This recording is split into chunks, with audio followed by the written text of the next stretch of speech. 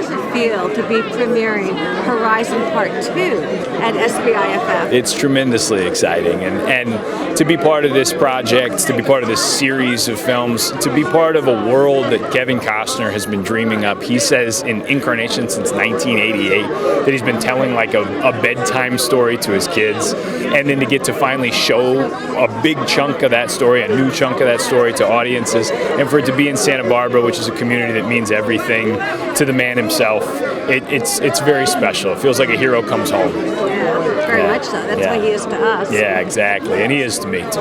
Well, so talk about that. Talk about working with him. What's it like for him to be there on set with you? I tell you, first of all, I mean, he's an incredible writer and an incredible director, obviously, and he's, one of the greatest actors maybe to ever live. But he's also such a great teacher and a coach, and his energy is infectious. So when he's got an idea, he wants your version of it, but he wants better than you did the first time. He's pushing you just a little bit more, and he's inviting you in deeper, and he's willing to get in there and get sweaty too. And it becomes like, like you're on the football field. You go like, all right, give me the ball one more time, And so a lot of these performances, I think we're all proud of him.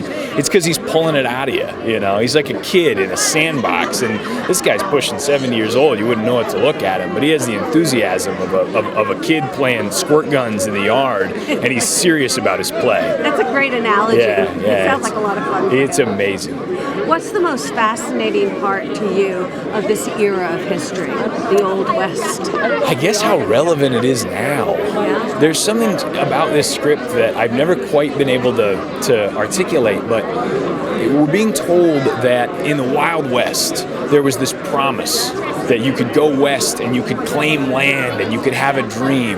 And a lot of people set out to do that. Now, the promise was ignoring a lot of human individuals and whole cultures. It was ignoring a lot of things that it didn't feel the need to include in its catchy tagline. And so in a lot of ways it was a false promise, but the hope was true. The hope in the hearts of the people and the bravery to go out and get it. So our country is founded on false promises, things that were said too quickly and don't encapsulate everybody's story. But the hope is true. The heart is true. And I think if we can remember that's where we come from and that's where we're at now, and we don't lose either part of that. If we can hold both of those things at the same time, I think we'll remember that we're all in this thing together. And I think the film has a chance of telling that story in a powerful way. Very needed right now. I think so. And I think he knows it, But he's a leader. He's not a preacher. He's not trying to give a political message. He's trying to tell things he knows are true, because I think he believes in people, and I think he thinks the truth wins out. And God, I want to believe in that too. Don't we all? Yeah. Well said. What's next for you?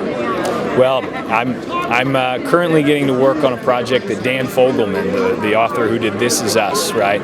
He and Sterling K. Brown have a new show out on Hulu called Paradise, and it's just come out these last couple of weeks, and the response has been really tremendous. And it's been really fun to feel an audience bounce back week by week, the thrill of a murder mystery and a whodunit, and keeping people on the edge of their seat. I'm so blessed in my career. I'm able to work with people who really love story and put their whole heart in it. And Dan Fogelman's one of those people, and Kevin Costner is the poster kid for let's believe in a story and let's tell it with our whole heart. Well, congratulations on tonight. Yeah. Enjoy your time at SBIFF. Thank you so much. It's a pleasure to be here. My pleasure. Cheers.